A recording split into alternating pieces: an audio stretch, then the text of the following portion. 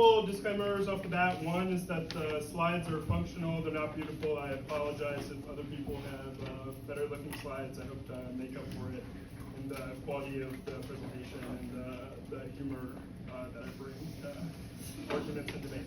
So second disclaimer is that it's important to note, I think for the context of this presentation, that my training in settler colonial theory comes primarily by way of its engagement with Black studies, instead of on its own terms. So if there's slippage in the use of terms, one, I apologize, and two, feel free to ask questions at the end.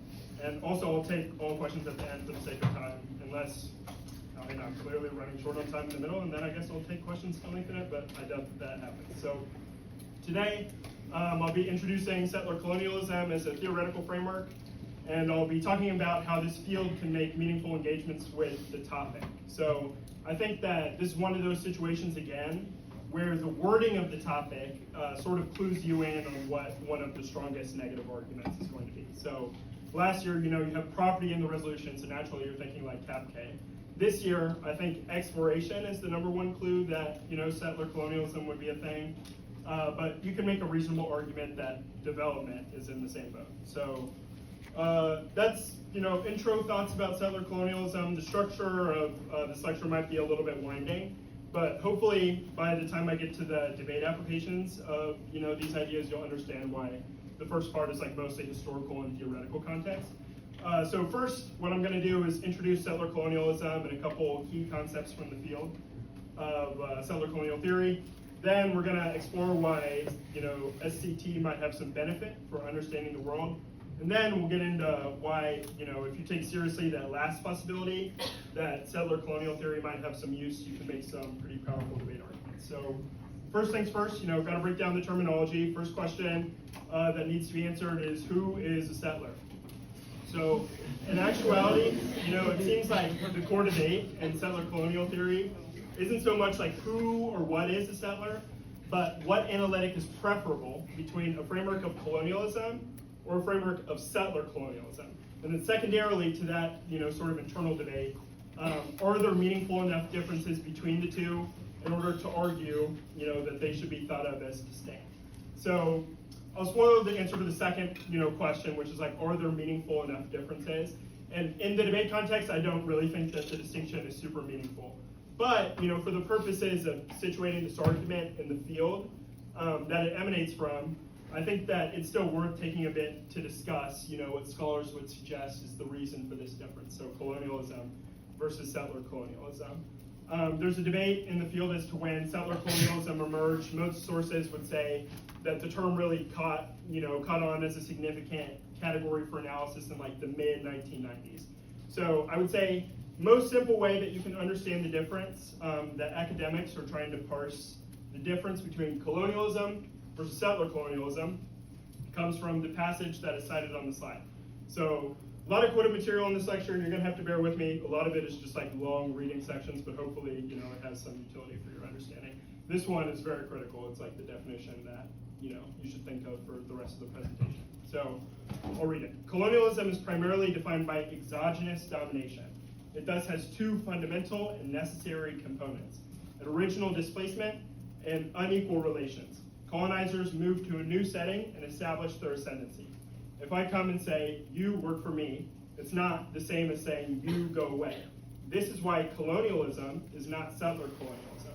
Both colonizers and settler colonizers move across space and both establish their ascendancy in specific locales. While significant, the similarities end there. So it's important to note, that there's an ongoing debate even before the emergence of this category of settler colonialism about the term colonialism itself and how, this process should be understood. Should we understand it as an external process? So what this quote calls exogenous domination, one that, according to Tuck and Yang, denotes the expropriation of fragments of indigenous worlds, animals, plants, and human beings, extracting them in order to transport them to and build the wealth, the privilege, and feed the appetites of the colonizers who get marked as the first world.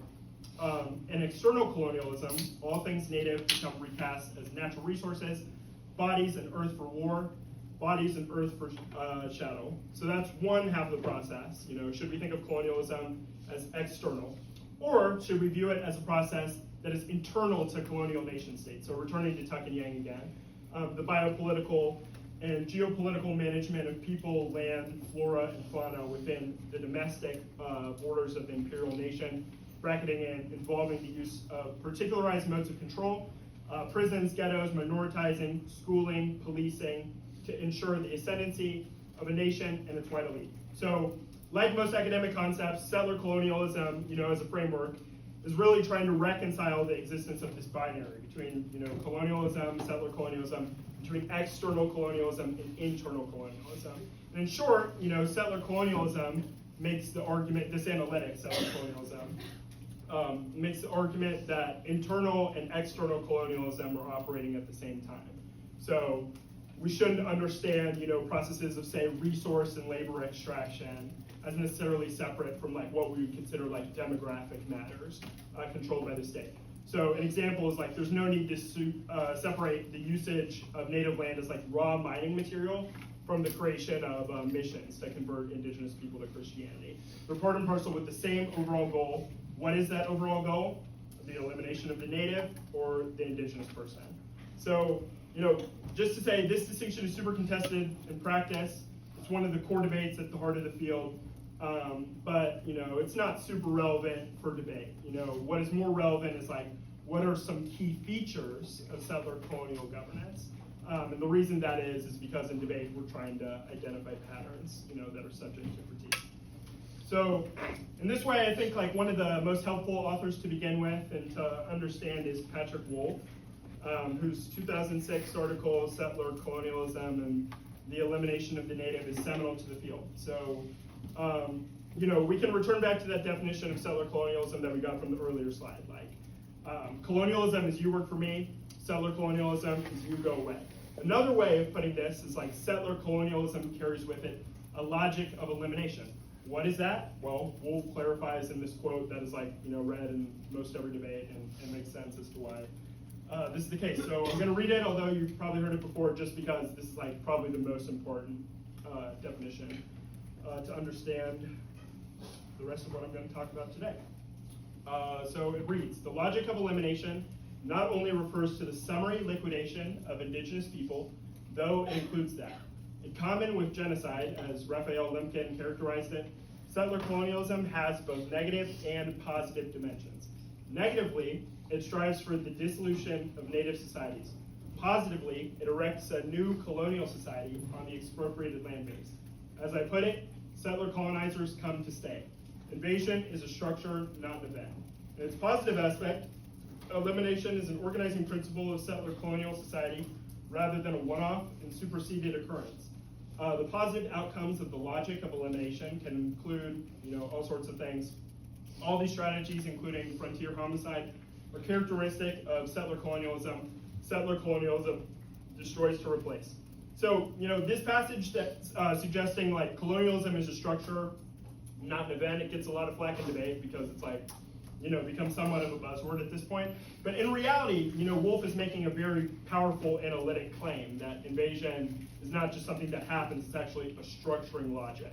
So colonialism is not only bad, because it conscripts indigenous land for resources and indigenous people for unequal labor, right? Part of the problem is that colonial powers or individual settlers construct new ways of seeing the world through their colonizing mission. And this occurs such that, the indigenous origin of the land is completely erased. So let's say, to reduce the level of theoretical abstraction, a very easy example that you can use to understand what I'm talking about is the naming of high schools across the country. I was going to say concentrated in the Midwest, but really, in every region. So I went to this high school called Shawnee Mission Northwest. There's a school in my district that recently, until 2 years ago, was titled the Shawnee Mission North Indians, then renamed, to the Bison. So I think that this is a helpful heuristic to understand colonialism, because you have to consider that Kansas, the name of the state that I'm from, borrows from the Kansas tribe. Of course, Shawnee, the city that I'm from, borrows its name from a group of indigenous folks displaced into what is now Kansas, right? So you have these sort of public-facing institutions like a school making a vague reference to this history, right? The title of the school in the district is Shawnee Mission. But the violent displacement of indigenous people that it took to get to this point, to the creation of the school, is, sort of mystified or complicated by the benevolence of the institution in question, right? You attach a positive social value to the school, or you attach a positive social value to things like the name of a state, or a state animal, like Kansas's state animal, being the buffalo, which, triple colonialism link. Elimination, can take many forms under a framework of settler colonialism. And, one of the most powerful examples for understanding this is this naming idea, because it demonstrates the idea that, genocide and inclusion are two sides of the same coin. They both serve what's called a structuring logic of elimination. So when we consider this next quote, which is, the successful settler colonies tame a variety of wildernesses, end up establishing independent nations, effectively repress, co-opt, and extinguish indigenous alterities, and productively manage ethnic diversity. By the end of this trajectory, they claim to no longer be, settler colonial, or to be no longer settler colonial. Sorry, I can't read. Settler colonialism, dang, really struggling at this point, thus covers its tracks, and operates towards itself supersession.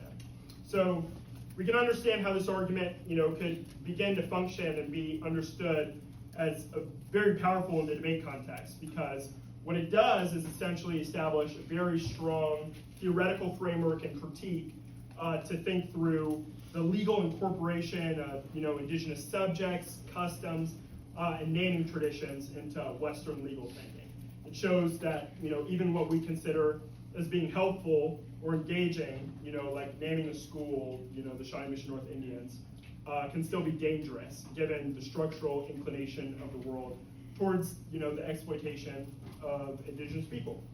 But, of course, this logic of elimination has not gone uncontested throughout time. There have been several what would be termed as like anti-colonial or decolonial revolts throughout history. These have been carried out by indigenous people or those that are subject to violence, via their proximity or relationship with indigeneity, namely black people. In fact, one of the critical trends that has characterized settler colonial thinking in debate, and the reason why I know something about settler colonial theory is because it exists in extensive engagement with other domains of critical thought like Black studies. So in order to understand this relationship in like a more zoomed out historical sense, and so I can take a break to get a drink of water, we're going to watch this video for about 3 minutes. Sort of basic, just to establish this premise that there's a language of decolonization that's emerging in colonial Algeria, because that's what I'm going to use to set the stage for how settler colonialism is being contested throughout time, demonstrating the precedent for alternatives in debate. The French, they occupied Algeria for about 150 years, right?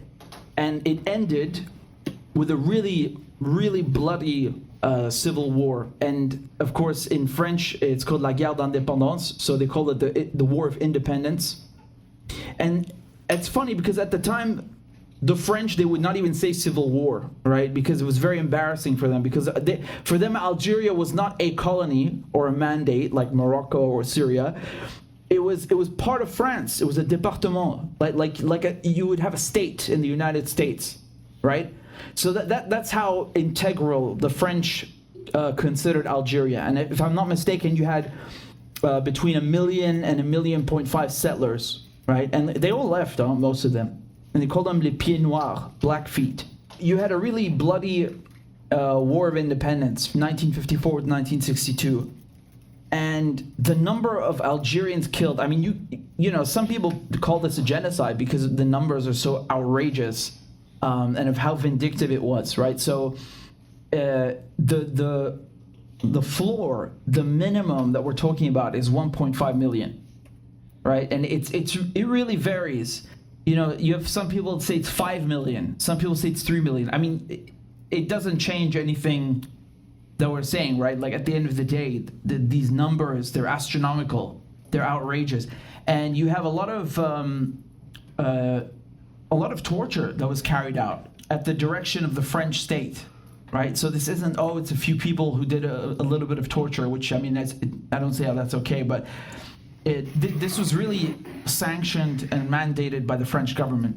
I mean, what I'm about to read to you, it sounds so weird and so brutal that you might not think it's real, but it's very real. Look at this headline over here from France 24, and they say Algeria buries repatriated skulls of resistance fighters as it marks independence from France. This is in 2020. So basically, the French, in their 150 years of occupying Algeria, you know, they would capture a resistance leader and his buddies, or capture just, you know, random resistance fighters and execute them, chop their heads off. And in some cases, they would shrink the heads. I don't even know what to say. And keep in mind, they have not finished giving back all the skulls. So they still have other skulls of Algerians that are in Paris that they have yet to give back to Algeria. It's really nuts, and it's so brutal. And it was the paratroop regiment that was really spearheading this. I want to show you also something else, just as an example. Honestly, for the sake of time, probably good to continue. But you get the point. You know, you have a lot of torture, and he wouldn't say that's okay. So, in retrospect, you know, this video is like mostly, I guess, review of like French abuses of Algerians. But you know, it's important to note that one of the critical themes that is discussed is Algerian resistance fighters. So, if you look at this quote, it's helpful to understand maybe alternative, you know, for settler colonialism, or how settler colonialism is being contested throughout time. So I'll read this quote again. The Algerian War changed everything. If, as Todd Shepard has recently argued, it is true that decolonization as a concept emerged in the very context of a decolonizing Algeria, it is also true that settler colonialism as a conceptual category also emerged there. It was in the context of 1960s, 1970s protracted anti-colonial struggles involving settler minorities, especially in Africa, that settler colonialism as a compound made up of both settler and colonialism first emerged as a category of analytical inquiry. So, you know, conveniently enough for the purposes of our insights here, one of the critical thinkers of colonialism, you know, during this time period, during this contest between settlers and resistance fighters, was the psychiatrist and political philosopher Frantz Fanon, whose, you know, line of thinking is very popular for informing, you know, many line of critical inquiry, many in argument and debate. But, you know, for the purposes of this lecture, Fanon's insights about the relationship between colonialism as a structuring logic and the internal lives of colonized people, you know, was not only informed by his medical practice, so he's a psychiatrist, but also reveals critical insights into both settler colonialism and its narrative and material opposite, so maybe its epistemic and material opposite, decolonization. So when Fanon tells us the black man has two dimensions, one with his fellows, the other with the white man. A Negro behaves differently with a white man and with another Negro. That this self-division is a direct result of colonialist subjugation is beyond question. No one would dream of doubting that its major artery is fed from the heart of those various theories that have tried to prove that the Negro is a stage in the slow evolution of monkey into man. So what does this quote, you know, reveal? Well, you know, what it reveals is that the way that the world works has you know, subjective effects on you. It, you know, demonstrates that it has the world has, you know, effects on how you come to understand yourself and others. So, you know, given that we live in like a capitalist economic system in America, when you're encouraged to see somebody as being lazy, you know, because they don't have a job, you know, Fanon is making a similar argument here, just in the, you know, the settler colonialism context. Like, the structure of the world is rendering your judgment of other people. And in this case, it's critiquing, you know, a psychic divide, maybe instead of like productive, unproductive, between like colonized and colonizer, you know, white and black, you know, civilized, uncivilized, etc. So, you know, this approach puts anti-blackness and colonialism this approach that puts anti-blackness and colonialism in close conversations, you know, arguably, was started in the Black Studies tradition of thinking by Fanon's teacher like Emmy Cessair, later academics like Sylvia Winter, and is maybe best represented in debate by the prevalence of scholarship from my goat Tiffany King. This is not only because in the debate context, a lot of the times that you see a settler colonialism argument, is when it's deployed in constellation with, other affected populations. So think like the form of like a racial capitalism argument. But also, because historically it's important to consider the relationship between both indigenous and Black efforts at, combating colonialism, and this sort of psychosocial structural view that, we are imbricated in the world, that we live in. Not only, helps us understand that fact, but also clarifies the scale of necessary resistance. If we are implicated, in the world, then we can actualize some sort of change, indicating the potential for an alternative. So we've kind of gone all over the place, for this first part of the lecture, but like a brief summary, if you're going to take like, 3 notes, or if you've, been gaming until now, is 3 things. One is there is a debate over colonialism versus settler colonialism, in settler colonial theory. Is that super important for debate? Like, not really, but, settler colonialism, the analytic that emerges from this binary is. 2 is settler colonialism is significant for its element of replacement. So the construction of a new settler society over the top of the indigenous society that pre-exists it. This is also known as a logic of elimination, to cite, Patrick Wolf. And 3, that logic of elimination has been contested throughout time by indigenous and Black activists and thinkers. So before we delve into topic-related arguments, I think it's instructional to just spend some time discussing a couple of critical benefits of settler colonial theory as a theoretical framework that has implications in the debate context. In order to bridge the gap from this abstract theory in history, in order to get to a more tailored version of this theory that more closely resembles an argument. So I'd say the first part of the lecture is done, and now we're in the second part, which is like why SCT enables you to understand the world. So in the most basic sense, why SCT I think is answered by like why is the critique a compelling argument? And the answer is because there's some degree of truth in most critiques. When you read the anti-blackness K, it's like, well, yeah, there's a lot of racism, in the United States. Capitalism K, it's like, well, there's a lot of capitalism in the United States. It's the same for, the settler colonialism K around the entire globe. There's a history of colonialism emanating from, most every continent, and certainly all the significant geopolitical players that will dominate discussions of this topic. So, beginning with colonial inquisition of the New World in like the late 1400s, countries like Britain, Spain, Denmark, Portugal, France, later the United States, Russia, China, really, every relevant country for the topic. Many more, are seeking to expand their territory through the visitation of foreign land and the elimination of indigenous people and animal life. So here's a quote to that end that I think is helpful to understand sort of why settler colonial theory in the first place. So I'll read it.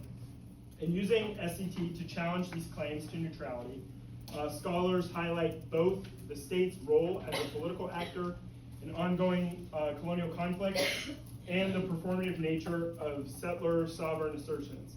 This shift in attention to the state, colonization, and dominating structures is also an important corrective to the problematization of indigenous peoples and cultures outlined above. So if you take the basic idea, from most Ks, like the government does not always have the best interests of the people at heart, surprise, and apply it in this historical context that we've introduced of indigenous elimination around the globe, what you encounter is then a very powerful analytic for assessing government policy. So in short, I would say the number one use of settler colonialism, as an analytic lens, and why you should just like read, some set call books in your free time, if you have any free time, after cutting cards, is that it trains you to be slightly more skeptical of the benevolence of government institutions. So I guess the benefit of this lecture is, it makes you more cynical. And to return to this previous example, you're more likely to question things like, the name of the school you go to, whether the U.S. has special interest in like promoting democracy in Latin America or the Middle East, the military, stuff like all this stuff. So this same article that is being cited for like why SCT on this slide, I think neatly summarizes two other benefits of settler colonial theory that I think are pretty critical for understanding its uptake and debate as well. And the first of these two other benefits, so I would say first benefit, if you want to group it into three reasons for like why settler colonial theory. First one would just be makes you more critical. So it makes you a better critical debater and it makes you smarter in the real world. Second benefit is it gives you an understanding of colonialism as contemporary. So here, summated in the Australian context, is another quote that I'll read that I don't think is outlined in the slide. We'll check. Yeah, definitely not, sorry, but I'll send these notes to your lab leaders, so don't kill me. Settler colonial theory has made a crucial contribution to non-Indigenous scholarship by providing a theoretical language to speak about colonial continuity in the Australian state. Australian settler scholarship has tended to deploy temporal narratives which repress colonialism into an absent or intruding past. Conservatives have framed colonialism as ending with frontier violence or protectionism, and some have sought to erase it altogether by denying the meaningful existence of society, or of indigenous societies. Even critical scholars exposing ongoing racial and political hierarchies have often presented these forms of domination as the heritage, legacy, or reverberative aftermath of colonization.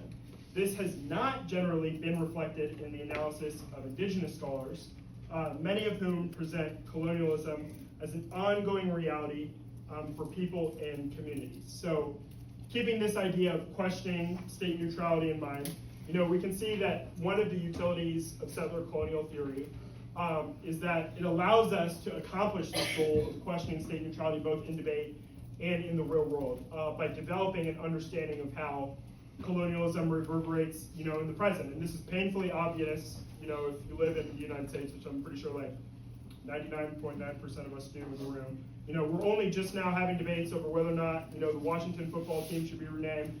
Home team is still called the Chiefs. But in situations with greater stakes as well, this is also, unfortunately applicable. Indigenous folks, especially those living on reservations, they face increased job discrimination, policing, suicide rates.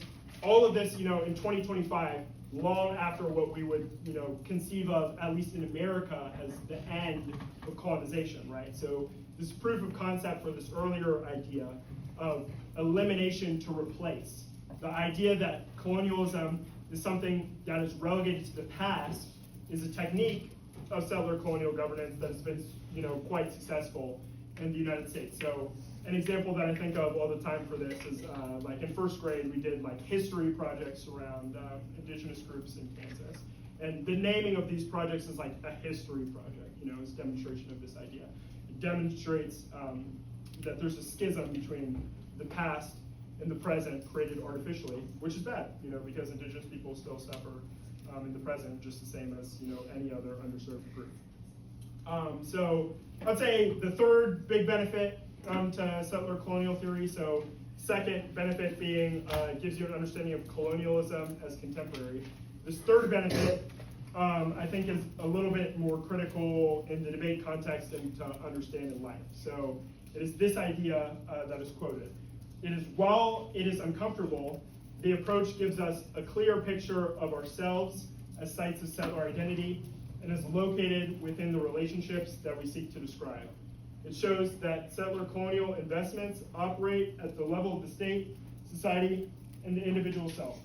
In their current forms, none of these are neutral and truly able to sit above and mediate colonial conflict. Instead, they each form key sites of and partisan actors within that conflict. So part of the reason why it's so beneficial, for colonial societies to rid themselves of this colonial past is, because obviously nobody wants to be seen as racist. Like, we've been in debates before. Settler colonial theory, however, rightly points out the basic, premise that, if you can't even begin to understand a little bit about how, you are positioned in a racist society, you obviously cannot begin to challenge racism as a whole. It applies the same in the context of colonialism, applies the same in the context of, settler colonialism, which, is sort of a simplification of what these authors are saying, but the key idea is we have commitments that we believe are neutral. These commitments can unintentionally inform and reinforce colonial practices. If I go to the Chiefs game, at Arrowhead Stadium, part of what I'm doing is, reinforcing the colonial status quo. A debate example I'm sure you've heard of is how are you critiquing off of a computer? Which, is obviously a dumb argument. You can never win on this argument. But in this context, it's actually something to consider.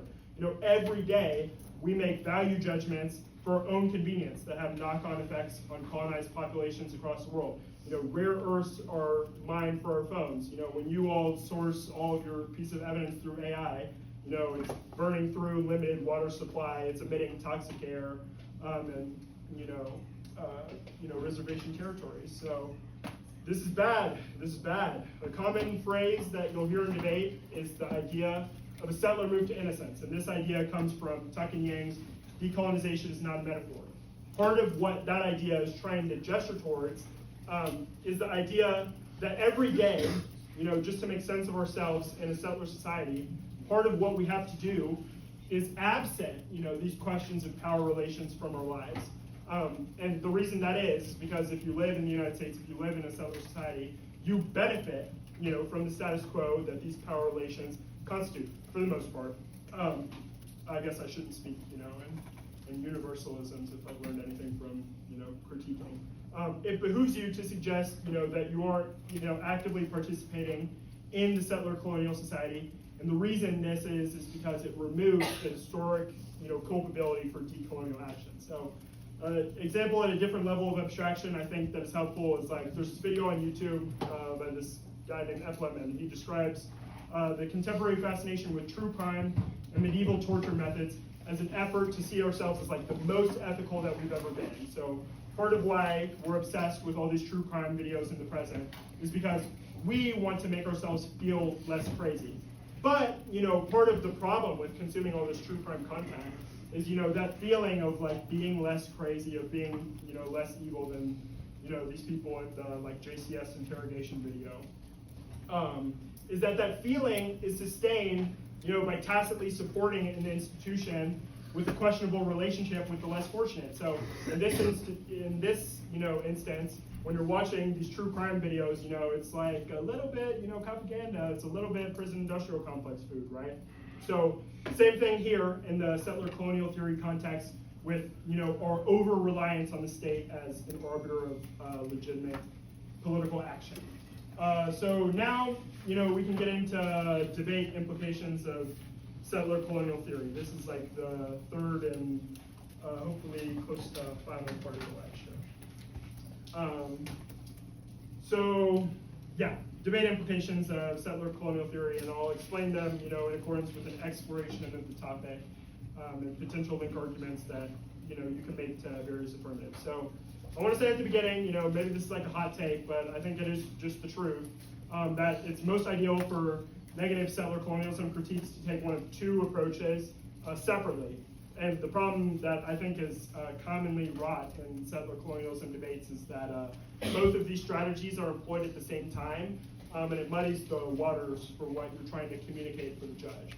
So I think there's one style of settler colonialism, K, that is more set up to internally turn the affirmative advantages, and as such, argues essentially a DA that this creates to indigenous groups or other underserved populations, and the critique then functions as basically a high increased magnitude for the impact to this DA. So you have an internally turn to the affirmative advantage with the structural impact that's occurring now, and you introduce an alternative framework of understanding that means that this impact is preferable to the affirmative advantage.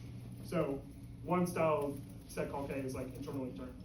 Other style that I think is becoming more popular in the contemporary everything procedural environment of debate is set up to obviate the plan's action entirely and demonstrate, the taken for granted approaches or assumptions of the asked research. So the classic framework-based approach. So to summate both of these, you can look to this quote. So noting the incredible transformative capacity of the settler colonial geographical imagination, to fully appreciate the power of these imaginative transformations, it is important to see how these have manifested in the material history and reality of the settler colonies. Of course, settler colonialism has been tied up with a number of other spatial processes: industrialization, urbanization, the globalization of capital.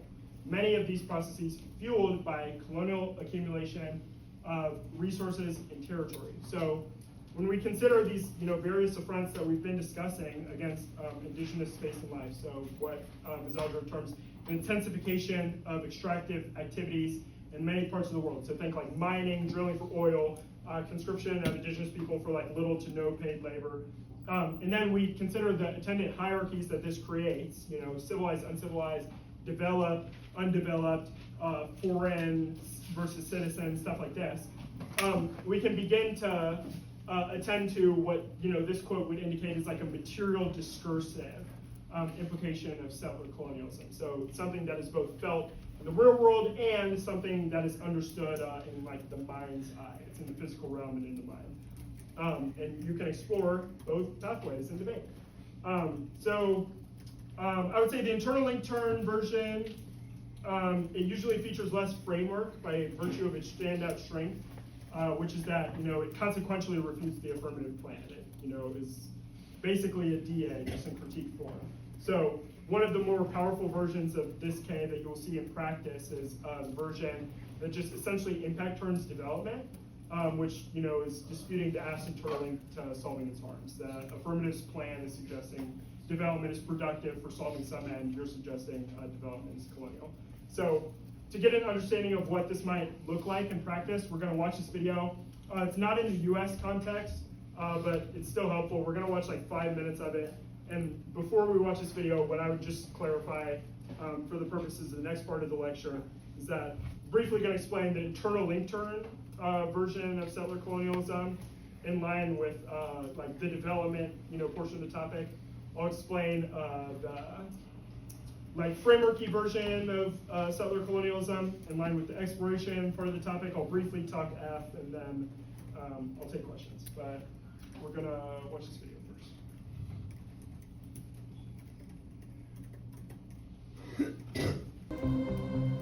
The Sami call their ancestral land Sapmi.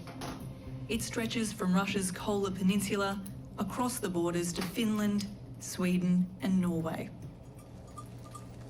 Under Swedish law, the Sami have the right to use land and water for reindeer grazing. But as Sweden moves to reduce its carbon emissions, a wave of green development is sweeping across the Arctic. När markerna försvinner och börjar användas till annat än renskötsel, och ju mer trängda vi blir, desto större risk ser jag att det finns för en kulturell kollaps.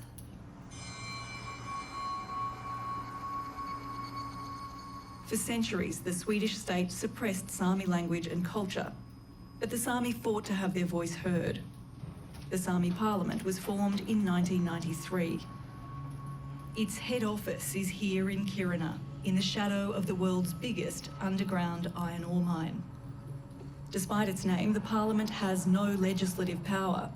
It's an elected representative body which advises the Swedish government on Sami issues. But it's not truly independent from the state. It's overseen by a government ministry. Kombinationen mellan att vara en statlig svensk myndighet och ett folkvalt organ är komplicerad. Därför att å ena sidan så måste man följa de regler som staten, Sverige, sätter upp. Å andra sidan så ska man vara en röst för det samiska folket. Sami like Karen are frustrated over the limitations of the parliament. Until recently, the government hasn't been obliged to consult it, although that's set to change with a new law that requires consultation on matters of special significance. I believe it will make a difference, but it's not enough, and it will be needed to improve that. But I thought it was a good development when it was presented. Stefan Mikkelsen is a member of the Sami Parliament and its former president. He says the key issue is Sweden's refusal to ratify a UN convention that would compel the state to not only consult, but to do so with the goal of achieving consent. Why do you think Sweden hasn't ratified ILO 169? Because they don't think indigenous peoples have the same human rights as other peoples. You think that's still the case in Sweden? Yes, that is still the case in Sweden. And they talk about the Sami people, but they never talk with the Sami people. He says the current wave of green development on Sami lands is like nothing he's ever seen. It is a huge, huge threat. These decisions that comes from the Swedish Parliament and Swedish government never says, after this, it's enough. They can take anything they want at any time they want.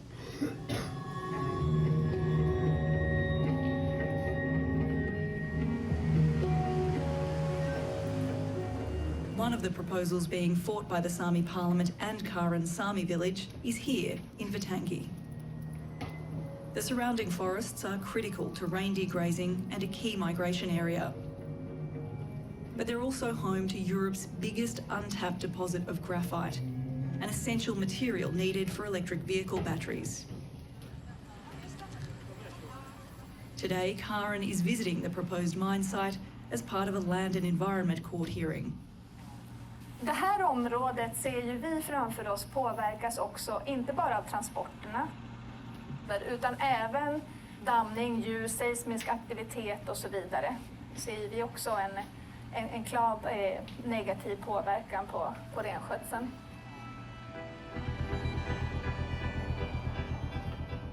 Balloons float above the tree line, marking out the planned site. The company proposing the mine is Australian-based Talga Group. Chief Operating Officer Martin Phillips is keen to stress the billion-dollar project's value to the green transition. This is the highest grade of graphite. It's an important part of the battery supply chain for Europe. While it waits for the court's approval, the company has started test drilling. We operate in a way where we have been doing our exploration work in the summer, then leaving and ensuring that the reindeer can come in the winter. So our relationship actually at the local level has been, I think, very good in order to communicate and engage. Okay, so yeah, if you just play this video and you're winning, you basically win if they say development plan. So in the context of Arctic indigenous folks, you have this history of environmental colonialism, the hunt, think like the hunting of whales in Arctic foxes, alongside the system of political colonialism. So think like forced conversion of northern indigenous tribes in places like Canada to Christianity. So when you return to this idea that we introduced earlier, that colonialism lives on in this contemporary moment, we see that settler colonial theory is a powerful historical connector between these events and between most forms of modern environmental exploitation. So oftentimes the entities that are doing the exploiting are nation states which have founded themselves upon this civilizational imperative. So think the United States. So these development projects are drawn out in opposition to foreign life or that which is seen as uncivilized. So to summate, one powerful version of Sekol K on this topic is basically just like mining turn plus, our framework means that our impact is epistemically significant. And externally, from this same critical lexicon, the negatives can problematize advantage areas like the conscription of natural resources for foreign policy or global leadership objectives by showing how nation-state interests, subordinate subnational entities like indigenous groups in the Arctic. So to bridge this gap to this next, style critique argument that you can make, I'm gonna introduce this quote by Tiffany King. So it reads, for me, decolonization is a process that has to do with working ourselves out of ways of thinking, feeling, and desiring that keep us stuck. A part of that work is realizing that we don't have to want or need the toxic things that we have learned to depend on. This kind of change is generally really scary, hard, and can be lonely. We also can't always predict what this decolonial work will look like and require of us. It can be so many things, it's hard to say what it is or is not. However, I do tend to recognize it when I feel it. So, this quote I think establishes a solid basis for, what I think the second and often stronger version of the settler colonialism critique to be, the more popular version today, which is the framework-based iteration. So oftentimes students are asking me the number one question you get for basically any critique is well, how do I explain the alt, in a material way for these links that are more so just about the belief systems and assumptions that undergird the one I see? And my reply to this is always the same. There's always linguistic problems, can have linguistic solutions. If somebody, calls me the N-word, you should apologize. If you just give me money, it's a material solution to a linguistic problem. It doesn't quite match up, right? If the problem that the neg has identified is simply, a bug in the AF's system of thinking, then it is also a viable argument, for the negative to just assert that an alternative way of thinking is a sufficient condition to enact positive change. So operating at a different level of abstraction, you can think about this in the context of the China war K, right? When you say that the AF's securitization of China, will cause a war, the way that the AF is framing, China securitizes it, in effect causes a security dilemma. When the alternative then proposes, an alternative mode of thinking about China, that is also something that if, the premise of your link argument is correct, would avert the war, all the same as doing something, like a material action, like getting rid of the military. If somebody doesn't think they need to go to war with China, they're obviously not going to do the same, or not going to do that. And it's the same really for, all critiques. If your link argument is simply epistemic, it's we have a research problem with the 1AC, why are you having material alt? It's going to lose the permutation. So one of these critical insights, or one of the critical insights that matters, for this link argument around exploration is the idea that settler colonialism is integral to European modernity. So you got Keanu, Mignolo, a bunch of authors, suggesting this. Modernity, being an emancipation of primarily European people and thinking from a base state of nature. So when you go from a disorganized, ungoverned mass of people, when that becomes, a carefully planned compilation of individuals. And we can understand this history, in the colonial context as well. Part of the argument for colonization and its justification, at least in the United States, is that indigenous ways of relating with the natural world are insufficiently productive. And this is why the replacement of, indigenous systems of agriculture by Western agricultural forms is justified in the minds of settlers. And some would say that this is a relationship that is happening in the Arctic. So I think that it's helpful for this style of link argument around, exploration, to consider the idea of terra nullius, which is a concept that means just nobody's land, when considering, these style of link arguments. So settlers in the United States enacted a line of thinking in line with this concept of terra nullius, or nobody's land, in order to justify Western expansion. And they did so when they justified westward expansion on the basis of a lack of people in the West, or when nuclear testing on Pacific Islands or in Africa is justified because it's out of the way of civilization. So many critical scholars like General Smith point to a similar relationship in the Arctic. Quoting here, Arctic ice geographies, this major part of the globe, has filled the West with fear and anxiety. That ice geographies, through this particular colonial lens, have been understood as barren, blank, empty, without history, as ahistorical, and without sociality. That's one of the ways that I'm thinking about ice and how it's been sort of rendered and mediated. And we can see this in some major contemporary ways. In this moment, we are seeing ice as it appears in a dominant cultural imaginary. That is narrated, packaged ice sheets, etc. Ice that the viewer can't necessarily pinpoint its location. It's the ice melt of everywhere. These images fill our TV screens, movies, computers, and in that way, ice is utilized and forced to represent a climate apocalypse that is said to inevitably destroy the planet and will destroy the human species. So this sort of heroic struggle of man over environment, is rightly problematized by the settler colonial line of thinking as participating in a narrative of earthly overcoming, wherein man or settler psyche is established as such by way of its conquest of nature. So we know we are individuals. We know we are concerned with the progress of society as usual because we have mastered our natural environment. Settler colonial theory reveals how these projects of exploration can have, either intended or unintended effects on people. So think displacement, in animal lives. Think biosphere, elimination. And these are projects that are fundamentally status quo reconfirming. There are also self-left links of this iteration, but for the sake of time, and so I can take questions, I'm really briefly going to talk F, and then we'll take questions. So F for like 5 minutes.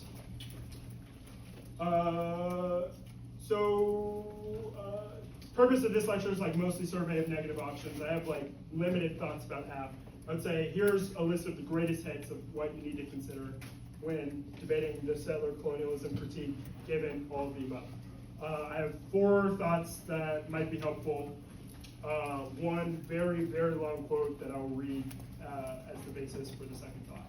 And my first thought for answering the settler colonialism critique is there is basically no utility in introducing a skills justification for your framework argument. I think this is commonly the case in really every debate. But when you consider the settler colonial theory basis of scholarship, one of the common set of link arguments is rhetorical in nature and is thus combated best by an argument that suggests that the link does not rejoin the action of the plan, i.e. a fairness argument. And both sets of link arguments are the strongest when they are framed by this idea that we've continually reviewed, the idea that the legal system does not always generate favorable outcomes for indigenous people. So in that world, it makes very little sense in my mind for you to introduce a skills impact when you're reading a policy out versus the critique. And the reason is because you're making it much easier for the negative to win the debate, whereas ontology usually does not have an implication, I find, in debates. The negative essentially can just argue that their link argument or their theory of power turns your framework argument when you introduce a skills argument. You should minimize what you're responsible for in debates by avoiding tying the debate over whether or not legal action is desirable or not to the action of the plan. So that's one. It's no utility in introducing skills because the neg has framework K. And really, I think this for all case for what it's worth, but I would say it's particularly applicable in the settler colonialism context. So 2, if the negative has introduced it, dispute ontology, preferably from the settler colonial theory basis. And here is a helpful and lengthy quotation that engages this idea directly. And luckily, as I was reading articles, came across this, so it saved me an hour, searching for AT ontology. So thank you to this author. And I'll read it to colonial fatalism because it's very long, but very important. So firstly, by disturbing settler colonialism's narratives of progress, SCT attributes a peculiar suspended temporality to the settler project. This can portray settler colonialism as an inevitable structure likely to exist across time. The fact that the past persists in the present implies that this past will also persist in the future. Foundational scholar Patrick Wolf has been labeled very much a structuralist stuck in a post-structuralist world. As we have outlined, this structuralism is particularly useful in identifying the operation of political hierarchies. However, it can also excuse us from human political action in the present by presenting this action as futile or already determined. The role of political activists is to wait for the structurally determined future, and at most, to prepare others for its arrival. The particular challenge of SCT's analysis is that it does not give an account of such a transformed future or of the conditions for settler colonialism's demise. this can lead to a theoretical and political impasse and result in a kind of colonial fatalism. So I honestly think that this passage does a good enough job of explaining the affirmative's, most common arguments that they can use to engage the debate surrounding ontology, like in a pretty self-explanatory fashion. But also, you just have to keep in mind that the existence of ontology in this debate is kind of the reverse of what I indicated might happen at the beginning, like a slippage between Black studies concepts and settler colonial studies concepts in the opposite direction. Like, if pressed, many of these themes will lack, an implication for winning this ontology argument, will lack an evidentiary basis for the claims that they're making re-ontology, and certainly no evidence that I've seen in debate for any basis of scholarship substantiates like if we win ontology, we win the debate. So if they introduce it, dispute it. If they don't introduce it, don't dispute it because it's a waste of time, and maybe you get canceled for introducing ontology answers. You never know nowadays. So next argument. Next area you need to consider is engage the link argument of these critiques on their own merits. I'd say arguably more than other identity critiques, because there's a more clear internal link turn implication with discussions of colonial violence. So what I'm saying basically is if you drop these link arguments, they matter more than if you drop link arguments of other critiques. And the reason is because the best version of these critique link arguments, and an argument that most teams will include if they're good in the 1 and C, is an internal link turn version of the critique. So if you drop rem mining is colonial, even if you win your advantage, rem mining solves extinction, the neg has a forever internal link turn. So all they need to do is then win small risk of impact framing, which they can do with the death K, they can do with slow violence first, they can do with framework. So for these critiques, you actually need to engage the link argument. Unfortunately, you actually need to debate the critique. So this means that generic 2ACs that just spam defenses of reformism are more likely than not to lose to a prepared negative team going for settler colonialism. So you should prepare defenses of the Plains mechanism, advantage, and impact framing, in the SCT context as well as other critiques, given that these are the most predictable points where the negative might try and generate link arguments.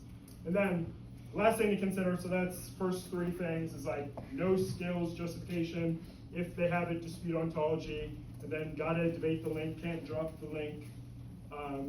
Last one is that the biggest weakness of this argument, in my experience, is explanation of what the alternative looks like. And this means that technically, I guess, you can win even if you are getting crushed on link debate, because the AF, if they win, debating the alternative, can obviate debating the links of the critique. And this is particularly the case given that what I had described earlier, and returning to this King quote, like it's hard to say what it is or what it is not. It can be so many things. Many of the pieces of evidence for these alternatives, concede that there's minimal concrete vision as to what the alt's instrumentalized version would be. And the reason is because what they're saying is colonialism is hegemonic, so it's difficult to imagine alternatives. Of course, the negative theory of power interacts with this claim. They're going to say that the reason colonialism is hegemonic is something that is combated by the alternative. But the idea that, it's hard to say what the alternative is or what it is not, the idea that it can be so many things is exploitable in the sense that debate is a communicative activity, just because more people than not are, encouraged to believe that no plan is worse than some plan. So for the same reason that people would oppose the case of like prison abolition on the basis of like, oh, what's the alternative to establishing prisons? It's a common set of arguments that can be used to refute decolonization. And then if you read a KF, so yeah, that's what I have. Hopefully, after this discussion, you win every debate on this argument, and I'll take questions.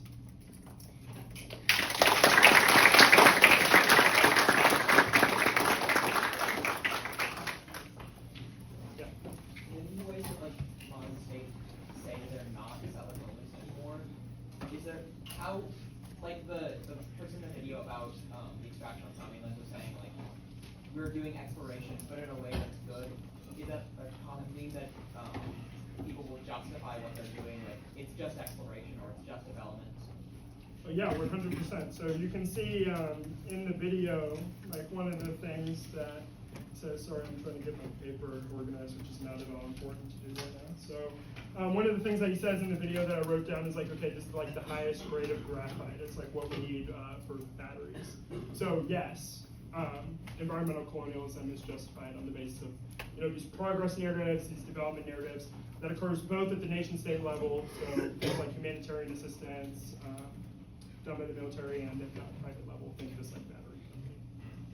Should we conceptualize the two ways of running the critiques as an answer to development or an answer to exploration, or can they both be applied to either kind of app? They both can be applied to either kind of app. I thought it was productive for the purposes of like a camp lecture to separate it into the two, because I think like the development link arguments, the most common set of link arguments that you're going to be making is just like development bad, which is closer to an internal link term. Exploration, you're going to be reading, sets of evidence that are around like, oh, like ice is empty, stuff like this ice geographies book. So that, in my opinion, is more of like a framework K.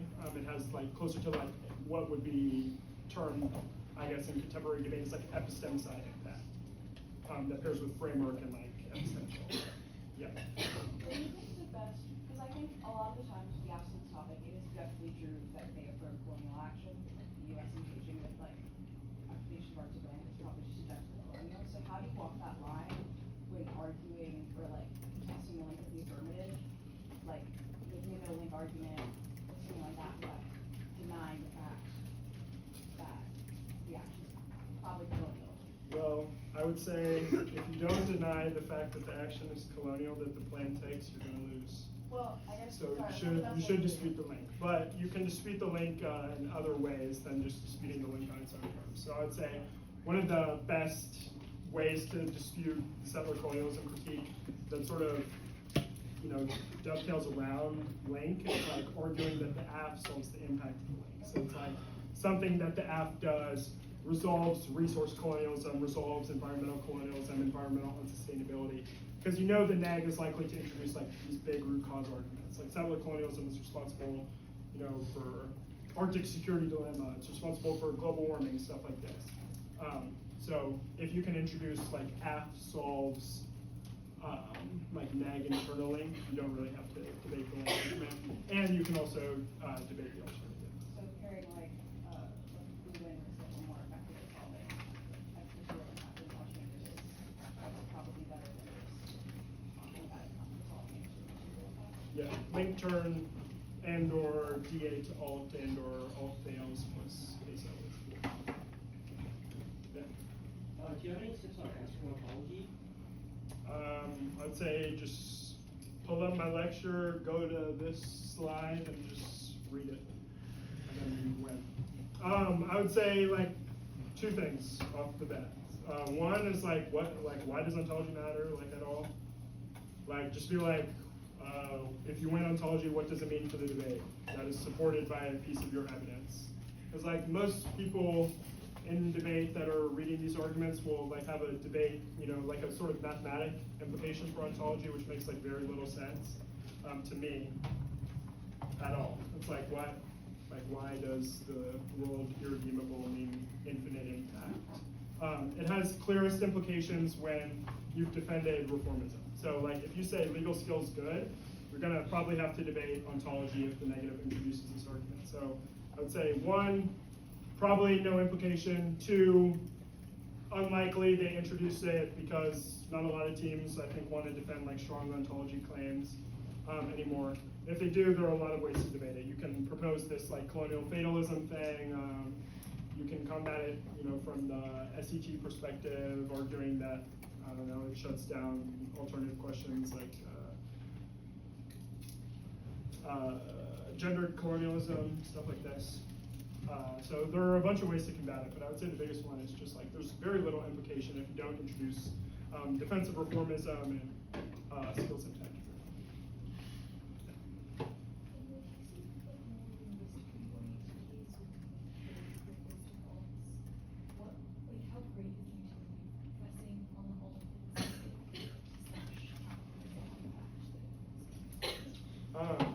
Well, one is like, I I'd caution against the idea that alts that are discursive or vague, because in my mind, the strongest critique and like the style of critique that should become more popular logically, because a lot of people are doing link-turn critiques, is like a form of immanent critique. So it's like if the alternative is a discursive solution and the link argument is discursive, then that is solvent. Like they don't need to introduce a material solution. But I would caution against assuming that the alternative is going to be picked. You can assume like how the I don't know, like it's not very strategic for this alternative to eschew or for this critique to eschew the alternative because it pairs so well with the framework argument. So like you can assess how the debating is going, you know, during the debate, and then assess how much you need to debate the alternative. But I wouldn't assume that it's going to be picked. Does that answer your question, or? I guess, like, in class, if you want to kind of brainstorm on maybe if the alt is big, which is like what obviously like if you want to kind of really attack it and get at what it does, is there more utility to that than other strategies if it's not essential to the next strategy? Well, if you identify that it's not essential to the next strategy, then yes, like I guess it wouldn't make much sense to cross-X on it. But I guess that just demonstrates that like cross-X about the utility of the alt to the negative strategy, I guess, is an answer for your question. In my mind, it's rare that these critiques will pick the alternative. Unless, because usually like the alternative when they're going for a framework K is just the framework argument. Like it's like, it blends into one and the same. But I don't know. It's not like a great answer to your question, but that's what I got. Yeah. How do you respond to apps who say that negs who run the SECOL as non-indigenous debaters are moved to innocence? I don't know. Think through it on your own terms and develop whatever you think the best answer is. I've never thought through that argument because of, obvious reasons. So I don't know. I don't know what to tell you. I would say, the most common answer in debate is just like, well, we're if the premise of settler colonial theory is true, the alternative is far worse, right? Like if you take this idea, the SCT challenges claims to neutrality, it's like the alternative to not discussing settler colonial theory as a settler is basically just reconfirmation of the status quo. It's like, would it be better for us to read the CAFK if your AF identifies, if we can identify, a more clear harm that is particularized to indigenous people? It's like, also not really, there's not a lot of literature that gets read in debates from the SECOL line of thinking that is like so deterministic about the question of alliances. So like, if they initiate this procedural, you should just be like, oh, epistemic impact matters the most. You can see that impact framing. If we win link plus framework, the debate is over. What is better, read SECOL or not? Like, probably read SECOL. And now you said, the things that we read have the greatest impact in the debate. So if we win a link, you're screwed. That's what I would do, but I don't know. This is the first time I've ever thought about answering that. Yeah. I guess this is kind of detached from the context of debate, but I'm a little bit confused about this distinction between colonialism and settler colonialism. It feels like in the context of colonialism, saying like you work for me now also is imposing sort of like Western domination, and that seeps into like cultural and like permanent domination and erasure of indigenous culture, etc., which feels like exactly what settler colonialism is. So when is colonialism not settler colonialism, I guess? And why are they distinguished? Or like what's the utility of distinguishing that in the literature? No utility in my mind. The reason why it's such a significant debate is because there are debates that feature as part of academic canon. So the existence of this debate around colonialism versus settler colonialism comes from genocide studies and early post-colonial theories, understanding of the debate over external versus internal colonialism.